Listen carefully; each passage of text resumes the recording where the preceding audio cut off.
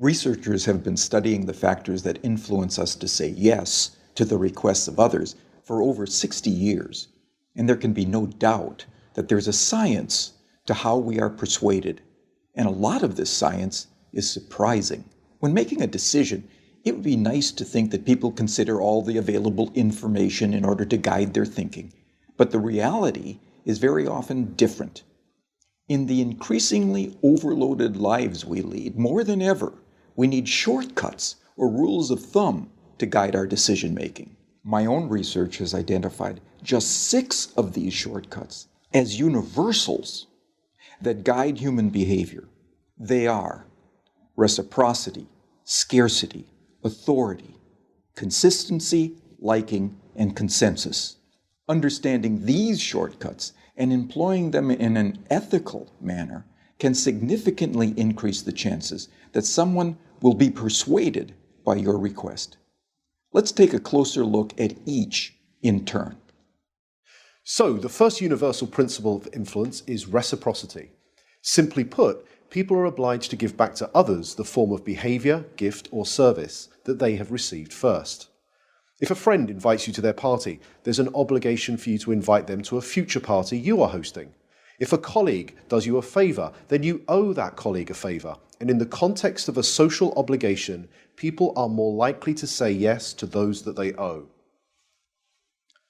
One of the best demonstrations of the principle of reciprocation comes from a series of studies conducted in restaurants. So the last time you visit a restaurant, there's a good chance that the waiter or waitress will have given you a gift, probably at about the same time that they bring your bill. A liqueur perhaps, or a fortune cookie, or perhaps a simple mint. So here's the question. Does the giving of a mint have any influence over how much tip you're going to leave them? Most people will say no, but that mint can make a surprising difference. In the study, giving diners a single mint at the end of their meal typically increased tips by around 3%. Interestingly, if the gift is doubled and 2 mints are provided, tips don't double. They quadruple, a 14% increase in tips. But perhaps most interestingly of all is the fact that if the waiter provides 1 mint, starts to walk away from the table, but pauses, turns back, and says, "For you nice people, here's an extra mint," tips go through the roof. A 23% increase, influenced not by what was given, but how it was given. So the key to using the principle of reciprocation is to be the first to give and to ensure that what you give is personalized and unexpected. The second universal principle of persuasion is scarcity. Simply put, people want more of those things they can have less of. When British Airways announced in 2003 that they would no longer be operating the twice-daily London-New York Concorde flight because it had become uneconomical to run, sales the very next day took off. Notice that nothing had changed about the Concorde itself. It certainly didn't fly any faster, the service didn't suddenly get better, and the airfare didn't drop. It had simply become a scarce resource, and as a result, people wanted it more. So when it comes to effectively persuading others using the scarcity principle, the science is clear. It's not enough simply to tell people about the benefits they'll gain if they choose your products and services. You'll also need to point out what is unique about your proposition and what they stand to lose if they fail to consider your proposal. Our third principle of influence is the principle of authority, the idea that people follow the lead of credible, knowledgeable experts. Physiotherapists, for example, are able to persuade more of their patients to comply with recommended exercise programs if they display their medical diplomas on the walls of their consulting rooms. People are more likely to give change for a parking meter to a complete stranger if that requester wears a uniform rather than casual clothes. What the science is telling us is that it's important to signal to others what makes you a credible, knowledgeable authority before you make your influence attempt. Of course, this can present problems. You can hardly go around telling potential customers how brilliant you are, but you can certainly arrange for someone to do it for you.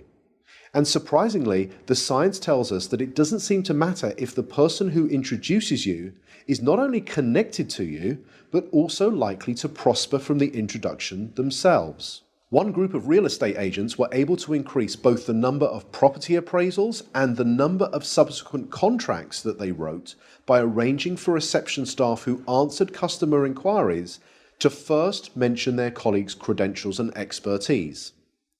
So, customers interested in letting a property were told, "Lettings? Let me connect you with Sandra, who has over 15 years' experience letting properties in this area."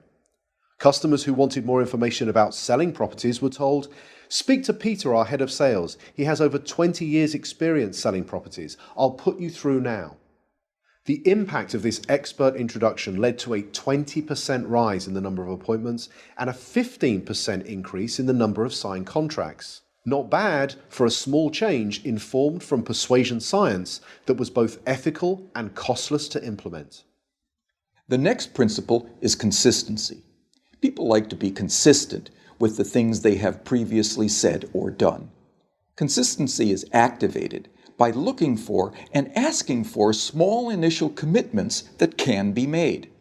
In one famous set of studies, researchers found, rather unsurprisingly, that very few people would be willing to erect an unsightly wooden board on their front lawn to support a Drive Safely campaign in their neighborhood. However, in a similar neighborhood close by, 4 times as many homeowners indicated that they would be willing to erect this unsightly billboard. Why? Because 10 days previously, they had agreed to place a small postcard in the front window of their home that signaled their support for a Drive Safely campaign. That small card was the initial commitment that led to a 400% increase in a much bigger but still consistent change. So, when seeking to influence using the consistency principle, the detective of influence looks for voluntary, active, and public commitments and ideally gets those commitments in writing.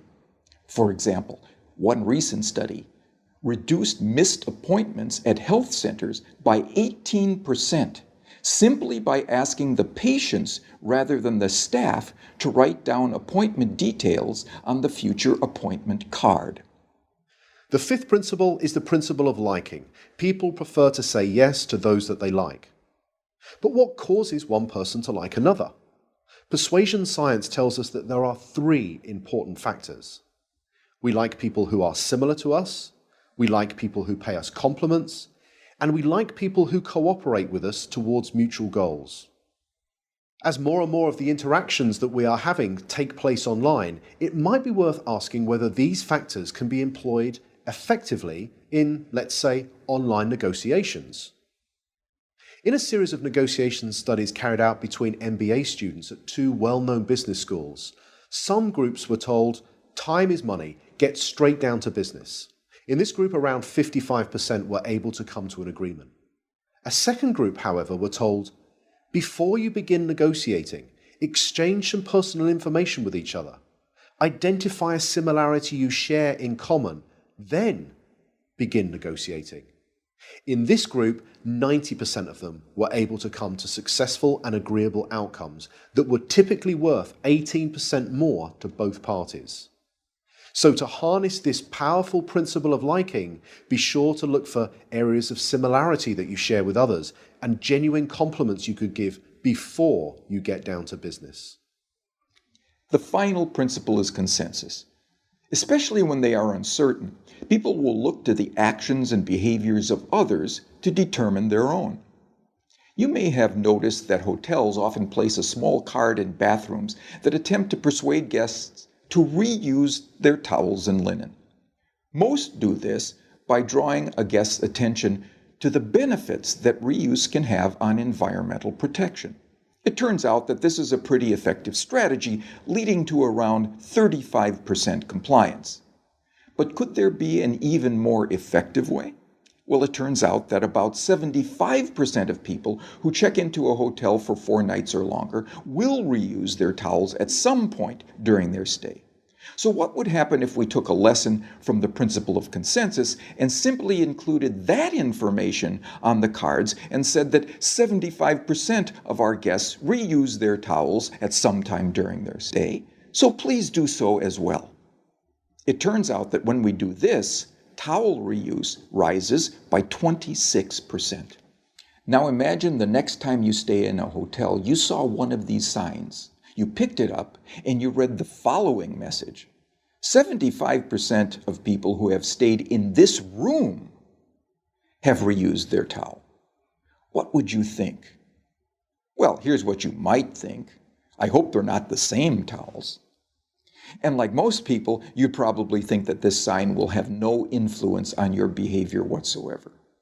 But it turns out that changing just a few words on a sign to honestly point out what comparable previous guests have done was the single most effective message, leading to a 33% increase in reuse.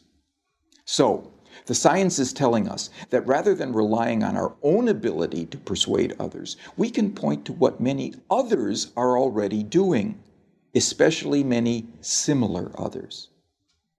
So there we have it, 6 scientifically validated principles of persuasion that provide for small, practical, often costless changes that can lead to big differences in your ability to influence and persuade others in an entirely ethical way.